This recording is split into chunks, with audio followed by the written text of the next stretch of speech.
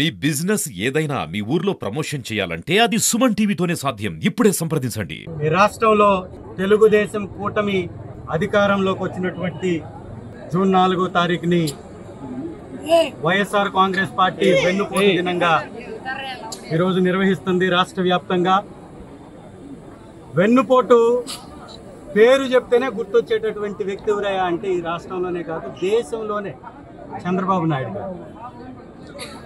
Telugu Desam party పెట్టినప్పుడు ఆయన ఈ పార్టీలో లేడు. అవసరమైతే ఎన్టీ రామారావు గారి మీదే నేను పోటీ చేస్తాను కాంగ్రెస్ తరఫున అన్నటువంటి వ్యక్తి. ఆ తర్వాత మళ్ళీ అదే ఎన్టీ రామారావు పక్కన చేరి వెన్నుపోటు పొడిచి వాళ్ళ కొడుకులకి సంబంధం లేకుండా పార్టీని లాగేసుకొని ఇవాళ ఎన్టీఆర్ కుటుంబమే ఆ పార్టీలో లేకుండా పోయి ఏకంగా నారావారి కుటుంబం రాజ్యం వెళ్తున్నటువంటి పరిస్థితి రాష్ట్రం.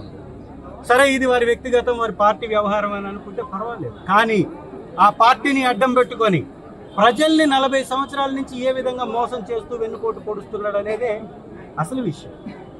ఈ రాష్ట్రంలో అనేక అలవకానటువంటి హామీలను ఇచ్చి మేము గతంలో మా ప్రభుత్వంలో వైఎస్ జగన్మోహన్ రెడ్డి గారి అధ్యక్షతన వైఎస్ఆర్ కాంగ్రెస్ పార్టీ ప్రభుత్వంలో అమలు పరిచినటువంటి పథకాలతో పాటు మళ్ళీ వేరే పథకాలను కూడా కలిపి దాదాపు 170 పథకాలని ప్రవేశపెట్టి ప్రజల్ని మభ్యపెట్టి వాటి ఆశల్లో ప్రతి రాష్ట్రంలోని గ్రామాలు తిరిగి చెప్పి అందలం ఎక్కినటువంటి ఈ రోజుని వెన్నుపోటు దినంగా వైఎస్ఆర్ కాంగ్రెస్ పార్టీ నిర్వహించడం అక్షరాల ఒక గొప్ప పరిణామం. ఎందుకంటే చంద్రబాబు గారికి రాజకీయాల నుంచి దిగిపోయే కాలం కూడా దగ్గరకు వచ్చేసింది. అయినా కానీ ఇప్పటికీ కూడా మోసం దగ. ఈ రాష్ట్రంలో ఒక్క పథకాన్ని అమలు చేయకుండా మరి రాష్ట్ర ఖజానా గత ప్రభుత్వంలో వైఎస్ఆర్ కాంగ్రెస్ పార్టీ ప్రభుత్వంలో జగనన్న ఆధ్వర్యంలో ఇచ్చినటువంటి పథకాల డబ్బు దాదాపు 2,75,000 కోట్ల రూపాయల డబ్బు ఎవరి జేబుల్లోకి పోయింది బాబు?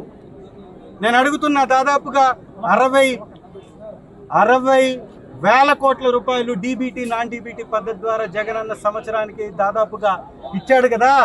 ఈ సంవత్సర కాలంలో ఈ 60,000 కోట్ల రూపాయల డబ్బు ఎవరి జేబుల్లోకి వెళ్ళిపోయింది?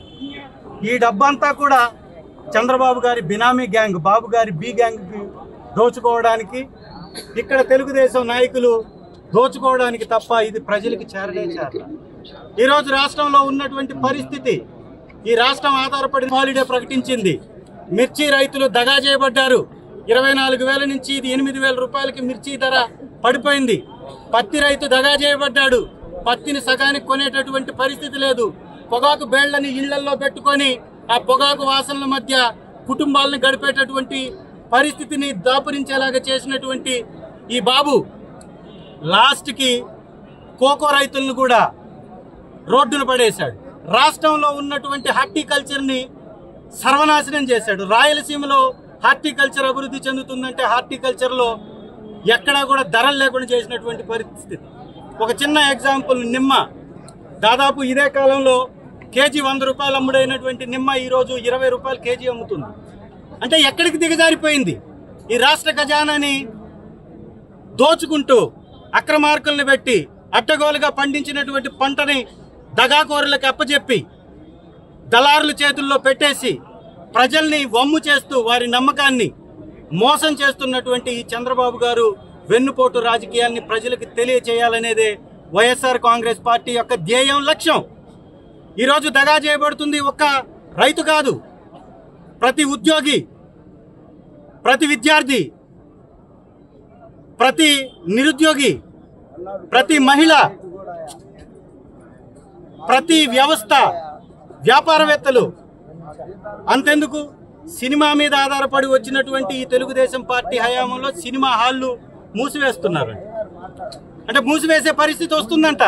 మళ్ళీ ఒక సినిమాల నుంచి వచ్చినటువంటి ఒక పెద్ద నాయకుడు మనకు మళ్ళీ ఒరగదీయడానికి ఉప ముఖ్యమంత్రి.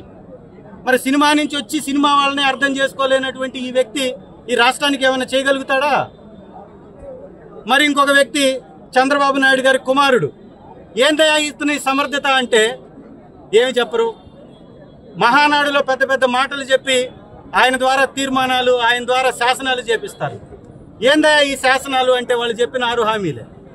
ఆ 6 హామీలకే దిక్కు లేదు, మళ్ళీ 6 శాసనాలు చేపిస్తాడు. మళ్ళీ ఏంది ఇతని సమర్థత, ఎందుకు ఇతనితో శాసనాలు చేపిస్తున్నాడు అంటే ఎన్టీ రామారావు గారి దగ్గర నుంచి పార్టీ లాక్కున్నట్టు ఇప్పుడు ఆ కుటుంబం నుంచి పార్టీని తీసుకొచ్చేసి అర్జెంటుగా లోకేష్ గారికి అప్పచెప్పాలి. అంతే తప్ప లోకేష్ గారి సమర్థత అనేది సున్నా.